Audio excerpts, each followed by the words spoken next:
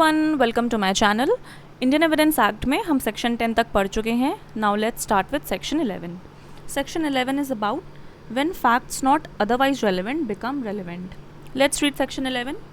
Facts not otherwise relevant are relevant if they are inconsistent with any fact in issue or relevant fact, if by themselves or in connection with other facts they make the existence or non-existence of any fact in issue or relevant fact highly probable or improbable.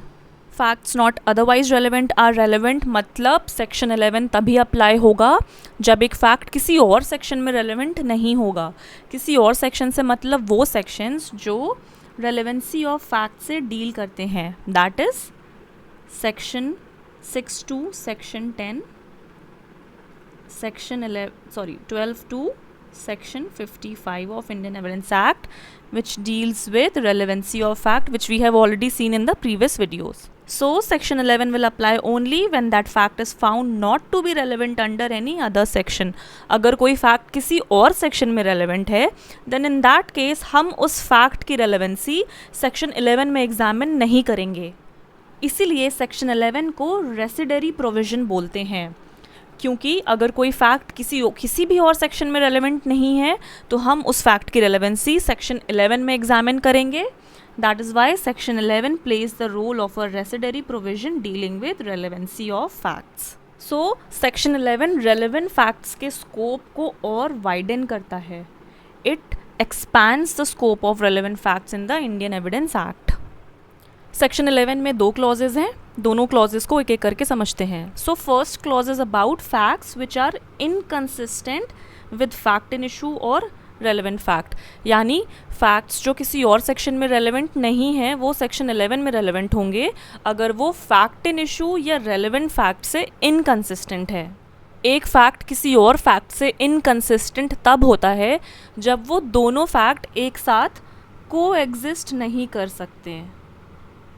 Now for example, fact in issue है कि ए ने Sunday को दिल्ली में कोई crime किया है। So this is a fact in issue कि ए ने संडे को दिल्ली में कोई क्राइम कमिट किया है। Now another fact is suppose fact 1, ये एक दूसरा फैक्ट है दैट ए संडे को चेन्नई में था। अब ये दोनों fact in issue and this fact 1, ये दोनों फैक्ट एक साथ को एग्जिस्ट नहीं कर सकते हैं, क्योंकि अगर ए संडे को दिल्ली में है तो वो संडे को चेन्नई में नहीं हो सकता है, वाइसी वर्सा अगर ए संडे को चेन्नई में है तो वो दिल्ली में कोई क्राइम नहीं कर सकता है। So because this fact is inconsistent with fact in issue, इसलिए ये fact this fact will be relevant. This is also called plea of alibi, इसे हम आगे वीडियो में देखेंगे। एक और एग्जाम्पल देखते हैं। Now suppose fact 1 is a is illiterate. Fact 1 है कि ए पढ़ लिख नहीं सकता है। एक और फैक्ट है फैक्ट 2 कि ए ने बी के अगेंस्ट एक डेफामेटरी आर्टिकल लिखा।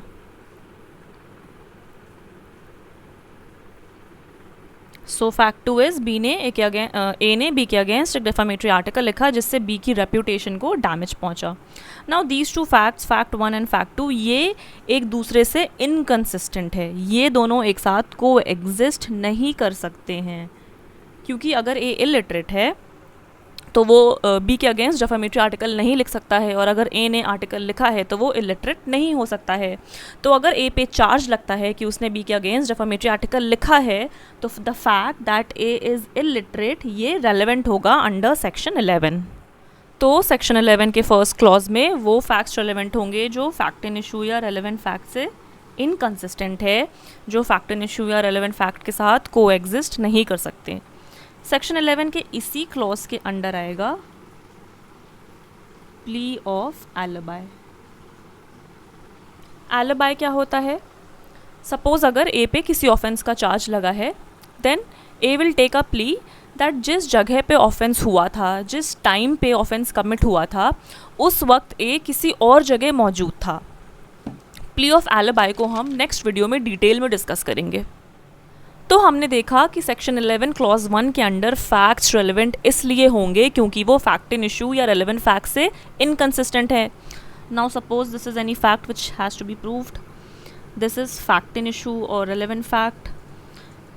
ये दोनों एक दूसरे से इतने ऑपोजिट हैं कि अगर ये फैक्ट प्रूव हो जाए तो फैक्ट इन इशू और रेलेवेंट फैक्ट की एग्जिस्टेंस इम्पॉसिबल है।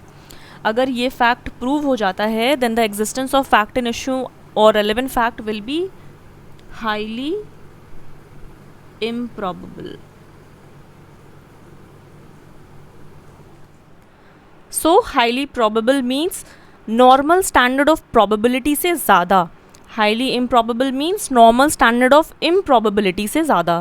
probable या improbable तो आप समझते होंगे कि कितना ज़्यादा चांस है फैक्ट इन इशू या relevant फैक्ट के एग्जिस्टेंस को प्रूव करने का।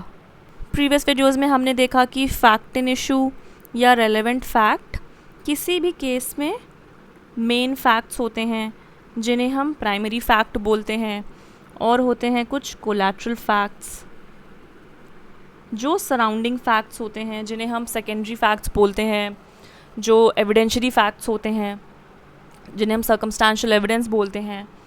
तो क्या इनके बीच का कनेक्शन स्ट्रॉन्ग है? क्या इनके बीच का कनेक्शन ऐसा है कि कोलैटरल फैक्ट के प्रूव हो जाने से हम ये कह सकते हैं कि फैक्ट इन इशू या रेलेवेंट फैक्ट के एग्जिस्टेंस की प्रोबेबिलिटी ज़्यादा है या उनके एग्जिस्टेंस की प्रोबेबिलिटी कम है? अब इस सेक्शन में जो फैक्ट्स एडमिट होंगे वो नो डाउट कोलैटरल फैक्ट्स होंगे, सेकेंडरी फैक्ट्स होंगे, एविडेंशियरी फैक्ट्स होंगे, लेकिन सभी कोलैटरल फैक्ट्स एडमिसिबल नहीं होंगे अंडर सेक्शन 11 क्लॉज 2। यहाँ पे कोर्ट को एक साउंड डिस्क्रिशन यूज़ करना होगा ये देखने के लिए कि क्या कोलैटरल फैक्ट्स और फैक्ट इन इशू या रेलेवेंट फैक्ट में क्या ऐसा कनेक्शन है कि एक फैक्ट के प्रूव हो जाने पे दूसरे फैक्ट के एग्जिस्टेंस की पॉसिबिलिटी कम हो जाए या पॉसिबिलिटी बढ़ जाए। कुछ एग्जाम्पल से समझते हैं। सपोज़ एक रूम में 5 लोग थे, ए, बी, सी, डी एंड ई। इनमें से ई का मर्डर हो जाता है और मर्डर इन चारों में से किसी एक ने किया है। तो उन सभी फैक्ट्स के एविडेंस अलाउड होंगे जो ये शो करे कि इन चारों में से किस पर्सन के मर्डर करने की प्रोबेबिलिटी ज़्यादा है।